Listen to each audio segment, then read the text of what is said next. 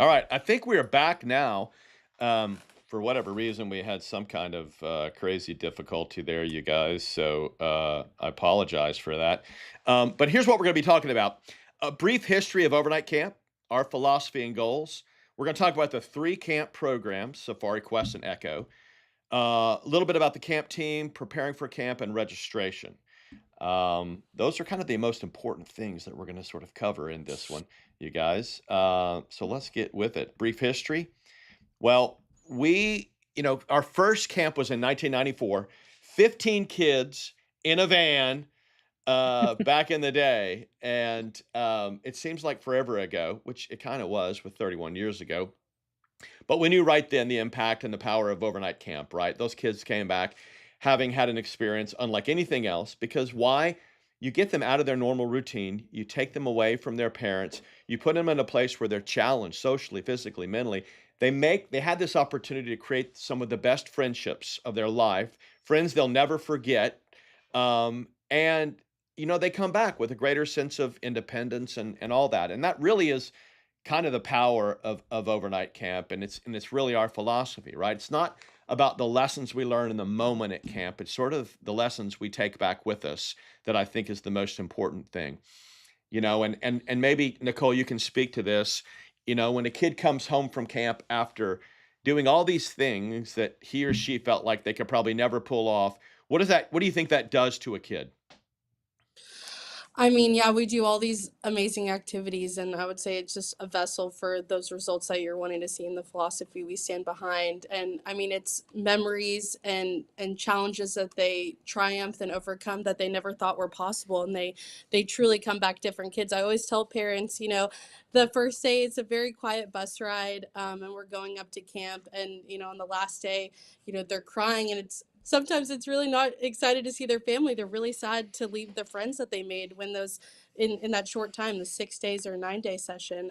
And it's lessons and memories that they remember, and it picks up the second they see their friends the next summer, and talk about it throughout the year. And it's amazing to see that difference in such a short time.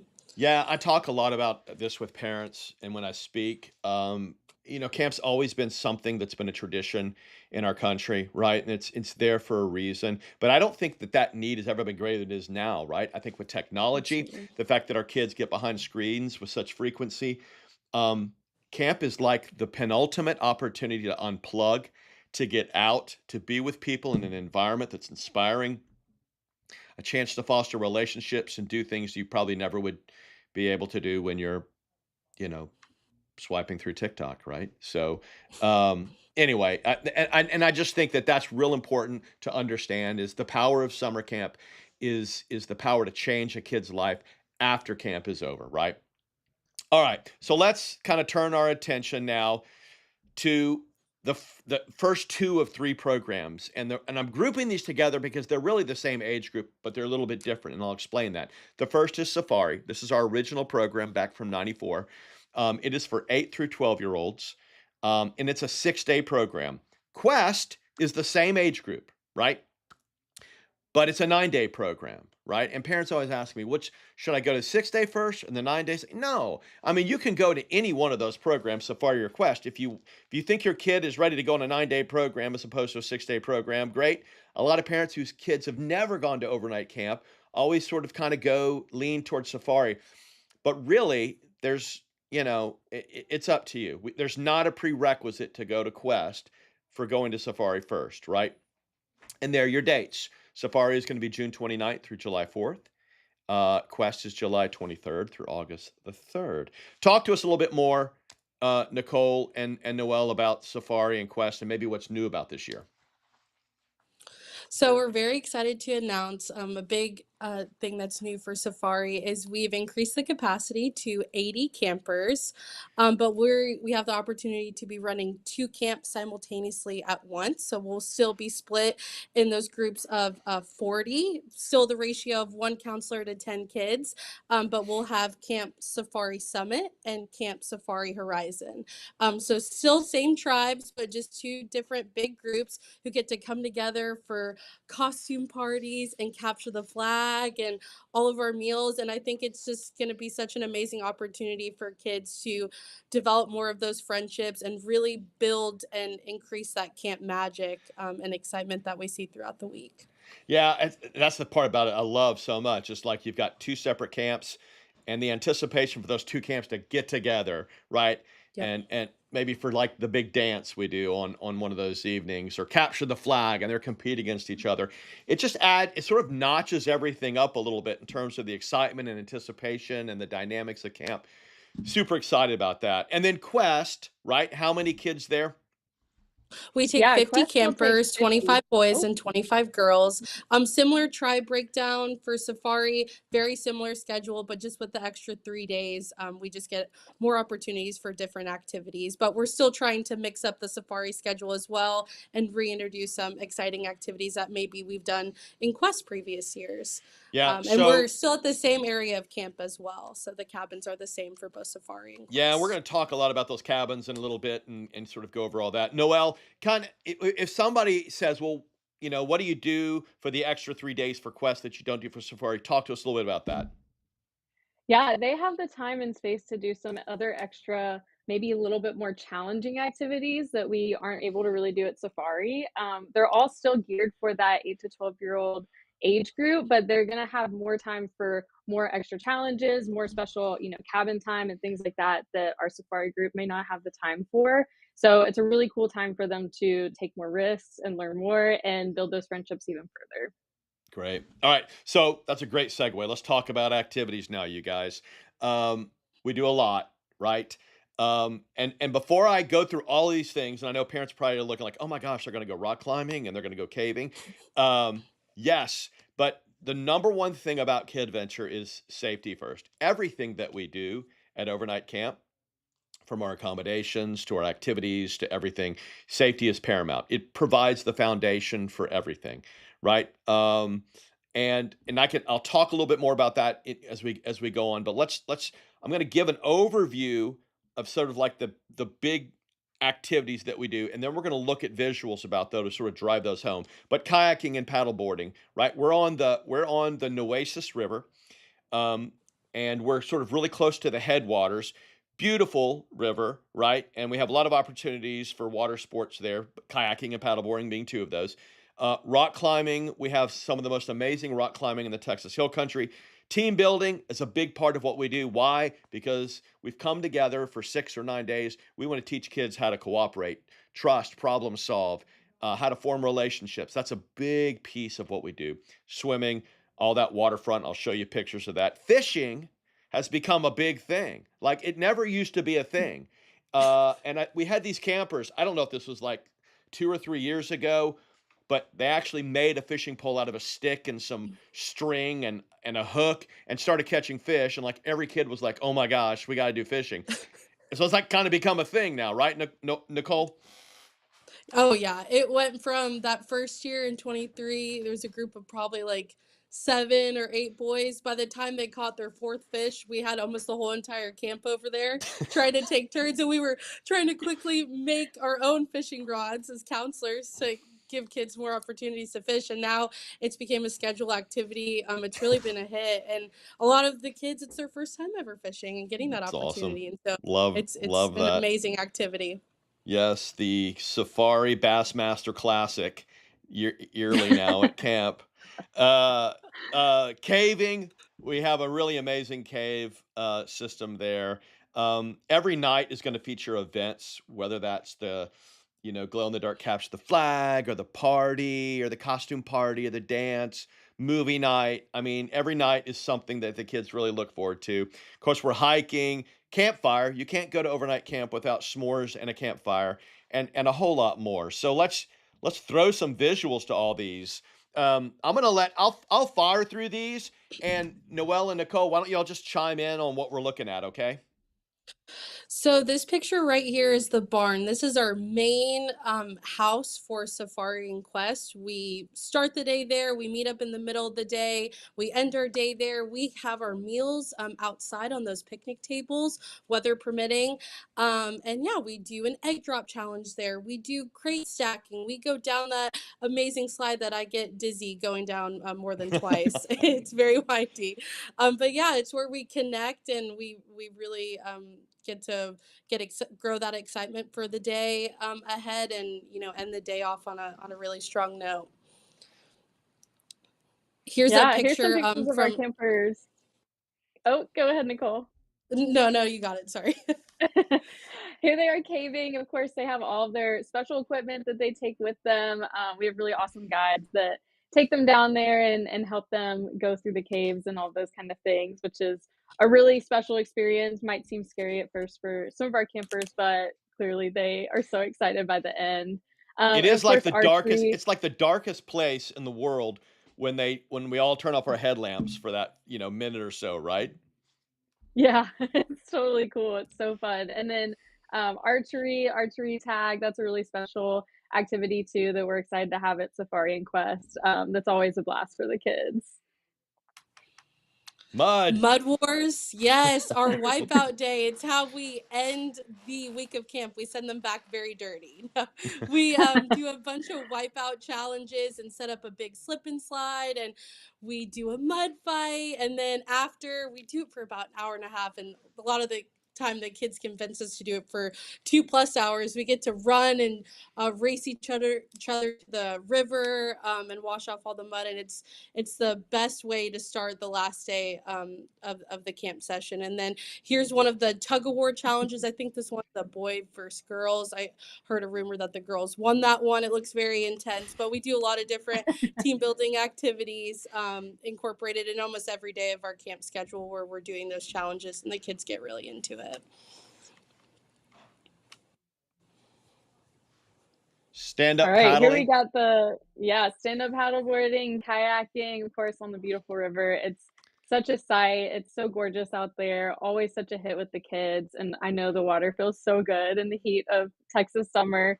And then the blob. There's so many stories I hear about the blob. Nicole, what are some of your favorite stories about the blob? Wow. I need to have like a Rolodex of all the amazing stories and pictures we get from the blob.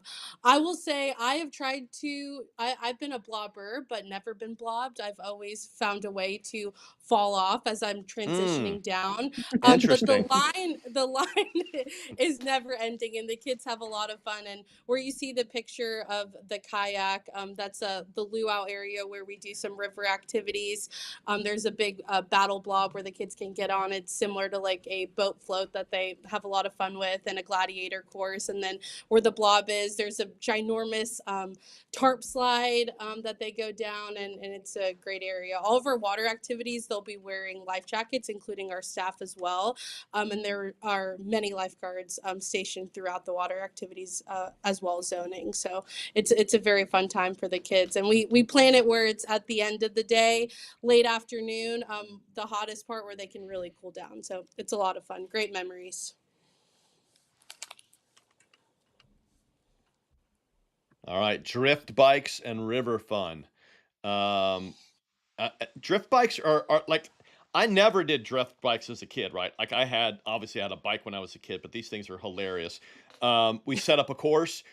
They're going around like race car style, and as the kids go around the corners, the bikes drift. The back end of the bike drifts off. It's an amazing, fun activity that the kids get to do. And then of course river. I mean, I think this picture right here is this. What section of the river is that, Nicole? That's at the luau. Ah, That's that's the luau. gladiator course with the power swings. Yeah. Yes, power swing. All right, let's go some more cabins. I wanted to show parents the cabins, right? We have the most amazing, very spacious cabins. They are bunk bed style. Restrooms, shower facilities are inside of each cabin. So we have girls and guys cabins. And then I think the most important thing, right, is that they are all air conditioned, right? Because I don't know. There's nothing like spending all day long in the Texas heat at camp and coming back to a very cold air conditioned room, which is like a huge bonus for our kids. All right, so talk to us a little bit about nightly events. What does that look like? So we end the night every day doing a tribal council where the kids will do funny skits and the counselor challenges. And then we'll finish tribal, kind of break down the highs and lows for the day. And then we do many different activities. We play Rainbow, which is a big game of hide and go seek where they try to find markers hidden with all the colors of the rainbow. We do Nukem. We have a glow in the dark capture the flag game. We have a Jello challenge with all the kids.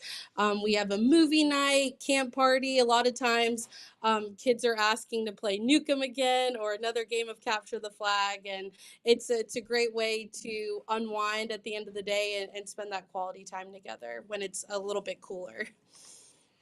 And then every kid, when they come to overnight camp, has heard about the zip line, right? Um, it's not just a very small zip line; it's a very big zip line. Um, uh, First of all, everything at camp is challenge by choice. I want to say that. At the end of the day, we are not going to make any kid do anything that they don't want to do. However, we're really good at encouraging kids and stepping out of their comfort zone a little bit. But this is a zip line. I don't know how long it is. I think at one point it was the longest zip line in the Southwest. And it's an absolute. I mean, it's the closest thing you can probably feel to flying, right? It's a big part of what the kids love and want to do during that week. Um, and just a picture of, part of the camp in front of the barn right there. Thought I would leave with that sort of parting shot there. All right. So hopefully that gives you a good idea of what Safari and Quest look like. Um, I want to turn our attention to Echo, which is that sort of that middle school age camp. It's probably like one of my favorite of our overnight camp programs, right? Just because I love that age. And a lot of these kids, um, you know, they need to get out and to be in an overnight camp situation, right? And I think probably more than any other group of kids, I think they tend to thrive. Give them a couple days and they are having the time of their life, right? You would think having to leave their cell phone back home and be out from behind a screen would be a huge deal. And I think some of them probably think that on the onset, but it probably takes about a couple hours and they figure out that what's happening at camp is far more interesting than what happens on their social feed, right? And so Echo is for 13 to 16-year-olds. That particular session in 26 is taking place July the 11th through the 19th. It is a 9-day camp, and just amazing, amazing time. And so I want to go through what those kids do, right? As well. And so y'all, same thing here. I'd love for you guys to chime in here, and sort of talk us through this. Here's one of the riverfronts.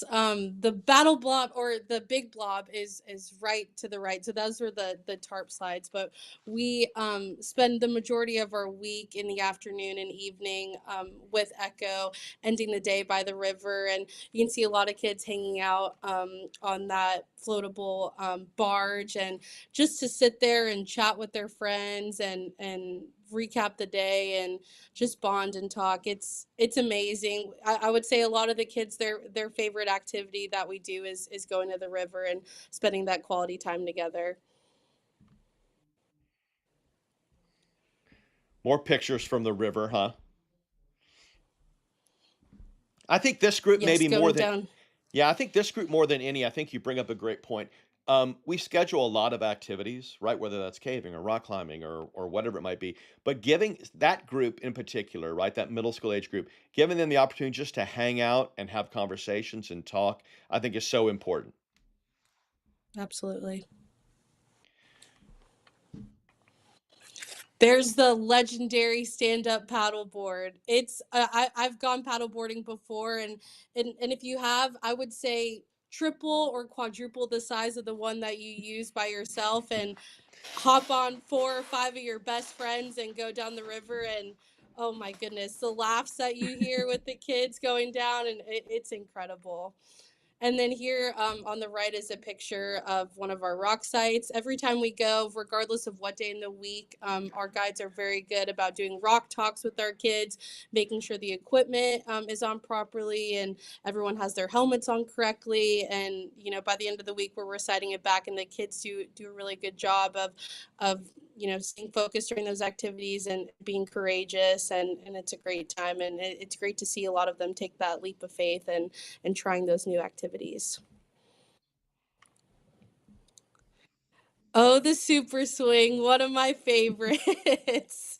It is legendary at camp. You go on this big wooden log, and you're strapped up with two of your best friends in a vest.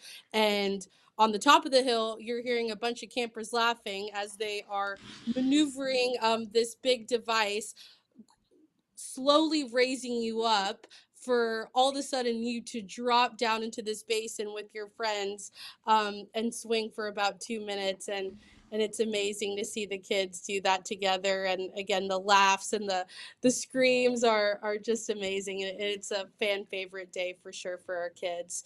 Here's the Sherpa track where our kids get to go and walk alongside the mountain. Our campsite has a wonderful path where we rope them in and they get to walk. It's about like a 4 foot ledge, and the kids a lot of the time they are just stopping in the middle, and we're very intentional about taking breaks and just turning around and looking at the amazing views. It's absolutely incredible.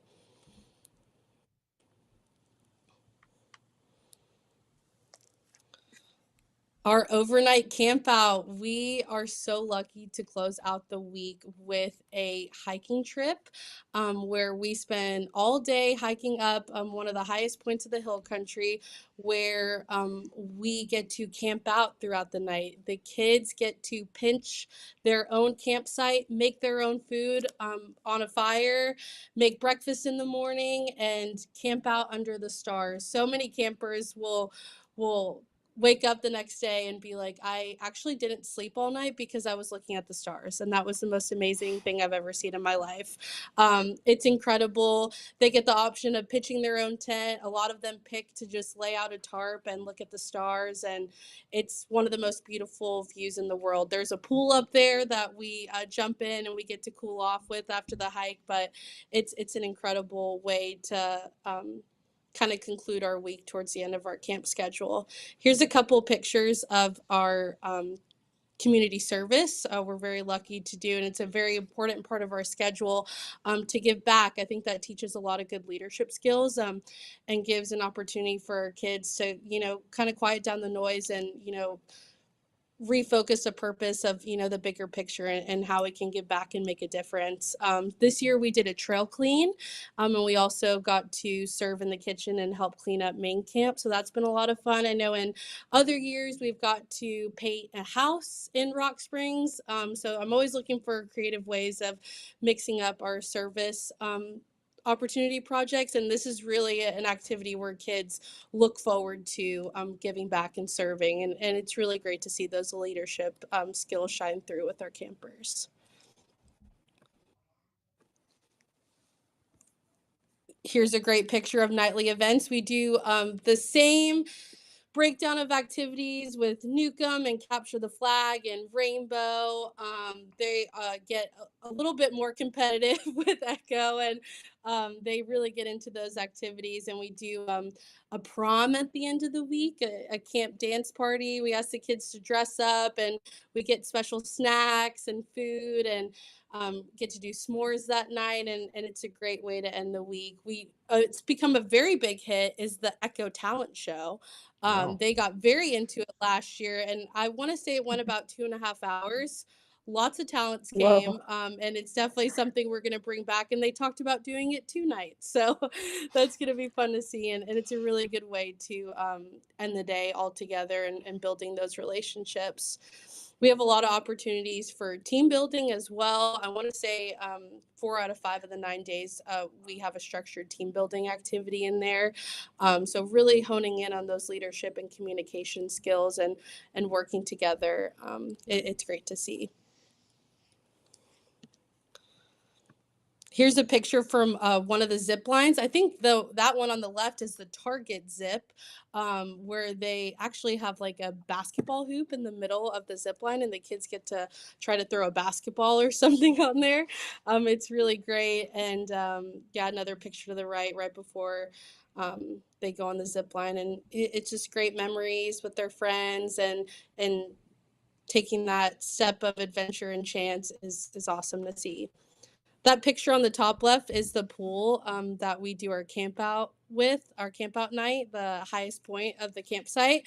That's always fun, and we'll always do a cannonball contest. And then on the right is the Sherpa track. We do that as well with Echo. And then rock climbing and rappelling are always a big hit. Thank you for that, Nicole and Noelle. Appreciate you guys helping narrate the images from camp. I want to turn our attention, now that we've talked about Safari, Quest, and Echo, to sort of what does camp encompass in terms of its inclusiveness.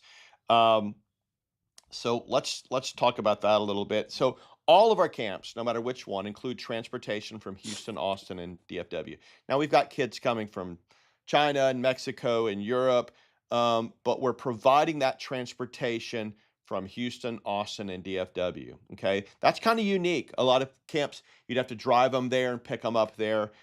Camp kind of for us starts in the parking lot, right? When you drop off your kid. There's a lot of excitement. There's a lot of nervousness, right? But we get on the bus, we do get to know you games, and we get down the road, and and that way when we get to camp, we sort of are already hitting the ground running, and we love it that way. Of course, all your lodging, all your meals, all your activities are included with tuition. All images and video taken at camp, that's yours. We don't charge extra for that. We have meet and greet events prior to camp. Those are typically online. An opportunity for all the staff, including all your counselors, to get on and talk about camp and introduce themselves, so everybody's feeling really good on drop off day.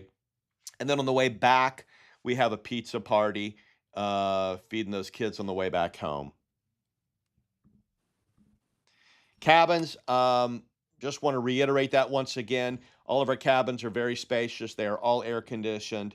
They're really great. But kids will need to bring their sheets, their blankets, their pillows, their sleeping bags, that kind of thing. And all that's included in a list that everyone gets.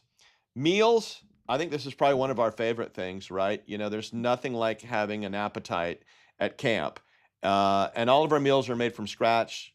We serve those family style. They're healthy, they're tasty, and we make accommodations for our kids with allergies, right? Whether that's vegetarian or gluten-free or whatever it might be.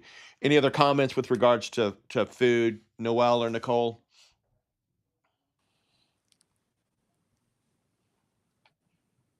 I don't think so. I know Absolutely they enjoy it. delicious. It's always a hit, especially after a long day of being out in the water, trying all these What's new things. You're starving by the time it comes to mealtime. So, what do you think the there's, kids' favorite meal chefs there is? making the meals.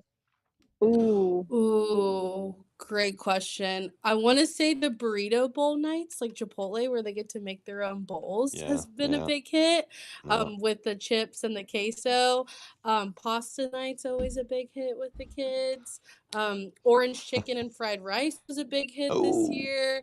I I've got a heard a right. lot of lot about raving that reviews one. about the meals. Yes. Yeah.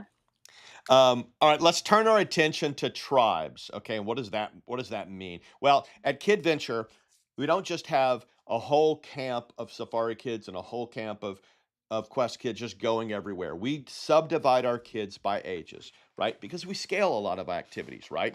The difference between a 12-year-old and an 8-year-old is vast, right? And so for much of what we do, we change or we scale our activities to meet the demands and the needs of those ages. Well, how we do that is pretty interesting. And it's also very popular. And it's called our tribal system, right? And so, and I'm going to skip over that for a second. Let's go to tribes. So these are the tribes for Quest and Safari. So we're dividing up our kids by either a turtle, a buffalo, a bear, or an eagle, right? Turtle and buffalo being the younger of the group, and the bear and eagle being the older of the group. So there's your age breakdowns. They're co-ed. They're co-ed by activities, right? They go to separate cabins, boy cabin and girl cabins in the evening time, but during the day, They are a turtle or a buffalo or a bear or an eagle. And there's a lot of pride associated with that. There's secret handshakes, or they put their like war paint on differently or however it might be. They carry around a flag that's the turtle flag or the buffalo or the bear or the eagle flag. I mean, there's a lot that goes into being that, right? And each year the kids come back, they're like, you think I'll be a bear this year? Do you think I'll be an eagle this year? It's a thing. And I wanted to throw that out there because it's important that when we have this great itinerary, and I'll talk about that in a second, but we're really putting a lot of thought into the activities that an 8 or a 9-year-old is doing as opposed to what an 11 or a 12-year-old are doing. And the tribes affords us this opportunity to be able to do that well, okay?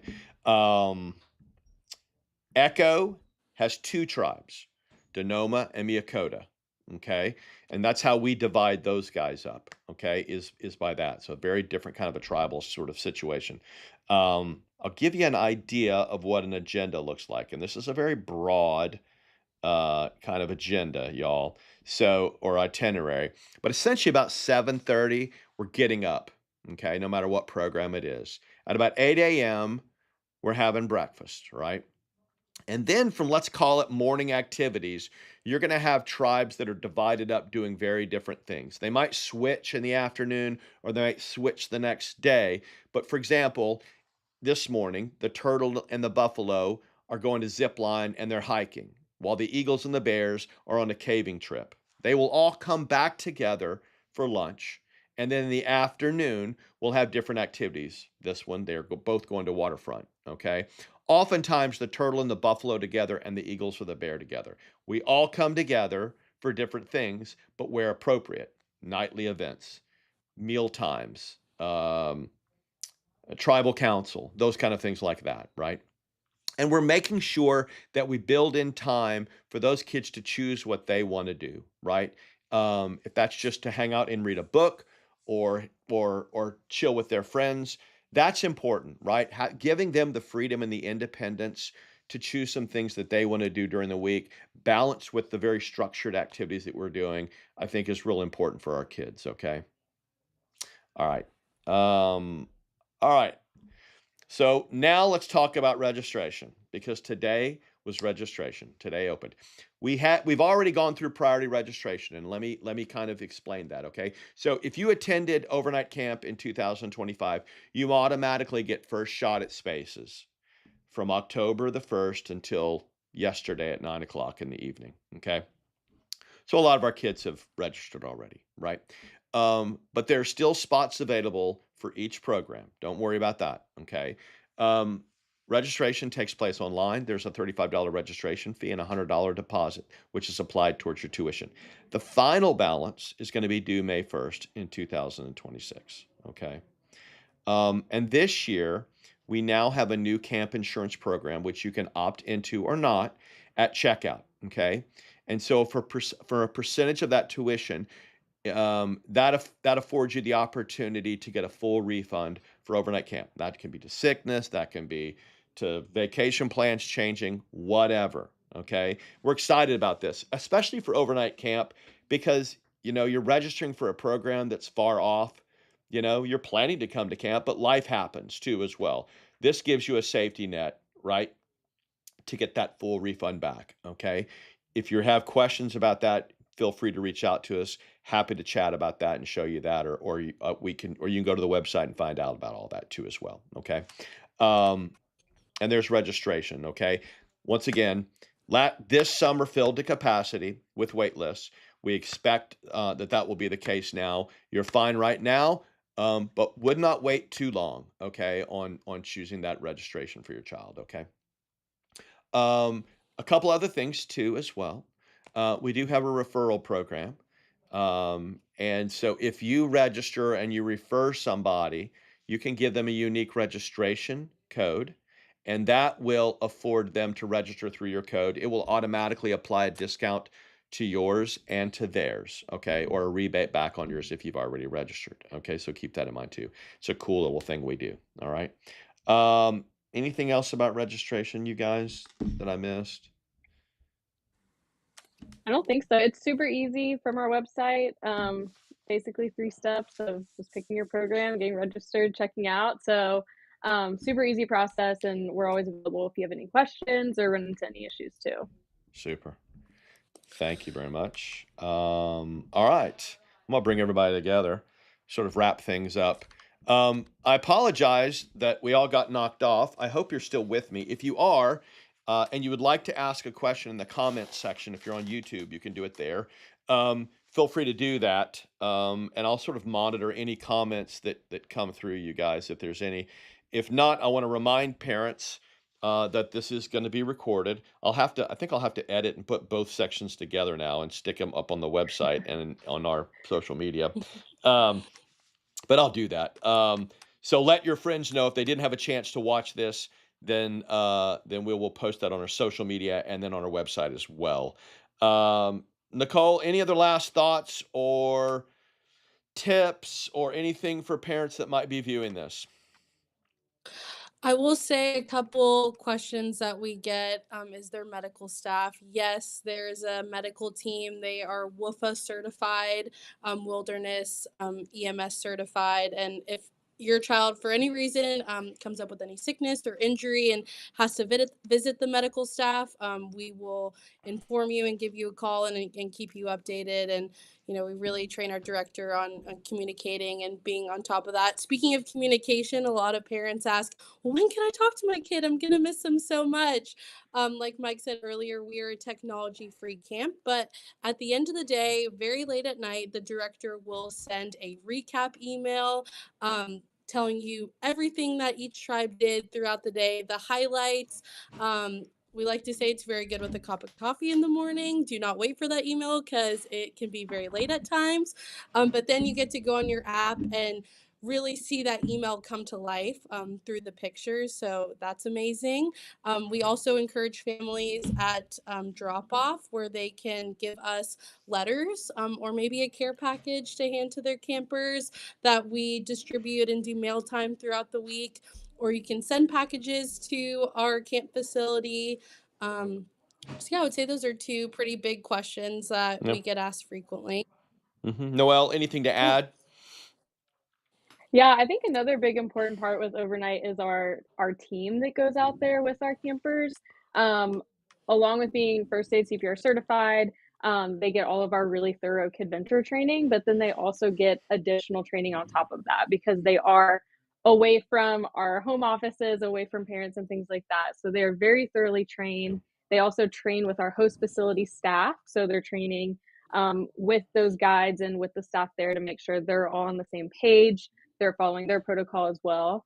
And we like to say, like, the team that goes out there, that's the best of the best. Those are such special counselors and directors, and some of them have even been our overnight campers in the past. So they've kind of just grown up and become just part of the big family that they are.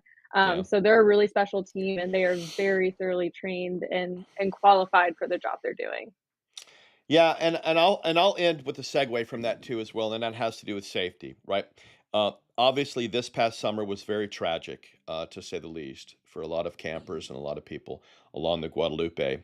And while we are not on the Guadalupe and we did not experience that flooding, um, that is a reminder that you can never be too safe. You can never prepare too much because the safety of our kids and our campers is paramount in everything that we do. It has always been that way for 31 years. And this past summer was um, unfortunately a gut check to remind everybody of the importance of that. And we have a lot of safety procedures in place, always have. Um, for our overnight camp programs, whether that's satellite phone communications, independent weather stations on site, um, all of our living and meal facilities well above the floodplain. Everything goes into providing a safe experience for our kids first and foremost. The rest of it comes second and third and past that, right? And we have a separate page on our website that you can visit that talks all about all of those safety procedures and our systems that we have set up because we think it's that important, right? So if you have any questions about safety or anything else about our overnight camp programs for that matter, please reach out. We're always available during regular business hours. And if we if we don't get you, we'll return that phone call very quickly. Okay. So I want to say on behalf of the entire overnight camp team, thank you very much for the opportunity to be here. Sorry for the technical difficulties earlier, getting kicked off. Glad we could get back on, and we look forward to 2026 and our 32nd year of overnight camp. Thanks so much, and look forward to seeing you guys in the future. Bye, everybody. Bye, everyone. Thank you. Bye. Thank you.